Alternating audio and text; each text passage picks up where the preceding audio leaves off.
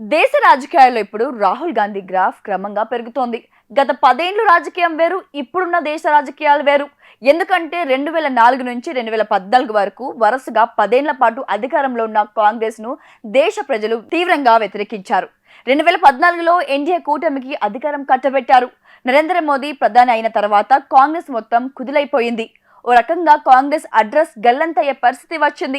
కేవలం 2 రాష్ట్రంలోనే అధికారానికి కాంగ్రెస్ పరిమితమయ్యే దుర్భాగ్య పరిస్థితి వచ్చింది. రాహుల్ గాంధీ నేతృత్వంలో కాంగ్రెస్ గత 10 ఏళ్లు పెద్దగా పుంజుకోలేకపోయింది. అయినా సరే కాంగ్రెస్ కు వేరే ఆప్షన్ లేదు కాబట్టి రాహుల్ ను ముందు పెట్టారు. కుటుంబ పాలన అనే ముద్రను పోగొట్టుకోవడానికి మల్లికార్జున ఖార్గేకు పార్టీ చీఫ్ ఇచ్చారు. అయినా సరే 2019 ఎన్నికల్లో మరోసారి కాంగ్రెస్ దారుణంగా ఓడిపోయింది. దాంతో మోదీ మరింత బలమైన నాయకుడిగా మారిపోయాడు. 2014 నుంచి 2024 వరకు మోడీని ఢీకొట్టే నాయకుడే దేశంలో లేడు అనేంతగా ప్రచారం జరిగింది.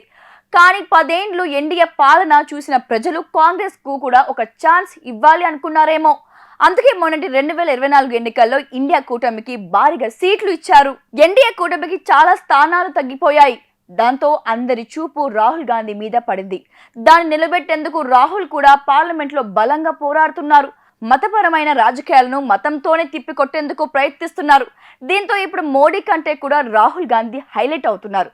వచ్చే 2029 ఎన్నికల్లో ఎన్డీఏ కూటమి మోడీ బొమ్మ పెట్టుకొని ప్రచారం చేసే అవకాశం ఉండదు. ఎందుకంటే ఇప్పటికే మోడీ హవా చాలా తగ్గిపోతుంది.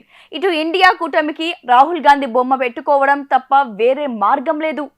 కాబట్టి ఈ 5 ఏళ్లు గట్టిగా రాహుల్ తన వాయిస్ ను వినిపిస్తే మాత్రం కాంగ్రెస్ కు పూర్వ వైభవం ఖాయం కావచ్చు. అలా కాకపోయినా ఇండియా కూటమి అధికారంలోకి వచ్చి రాహుల్ గాంధీకి ప్రధానమంత్రి అయ్యే ఛాన్స్ వస్తుంది. నరేంద్ర మోదీ, అమిత్ షా హిందుత్వ ఎజెండా మరోసారి వర్కౌట్ అయ్యే అవకాశాలు అయితే లేవు.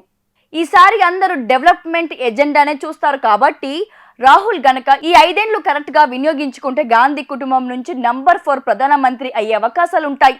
మరి ఆయన దాన్ని నిలబెట్టుకుంటారా లేదా అనేది చూడాలి. The tourism industry has been flourishing in the past few years.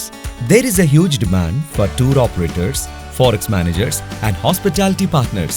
I am sure I would fit right into this path. I would like to learn from the best. Sun International, Hyderabad, Visakhapatnam.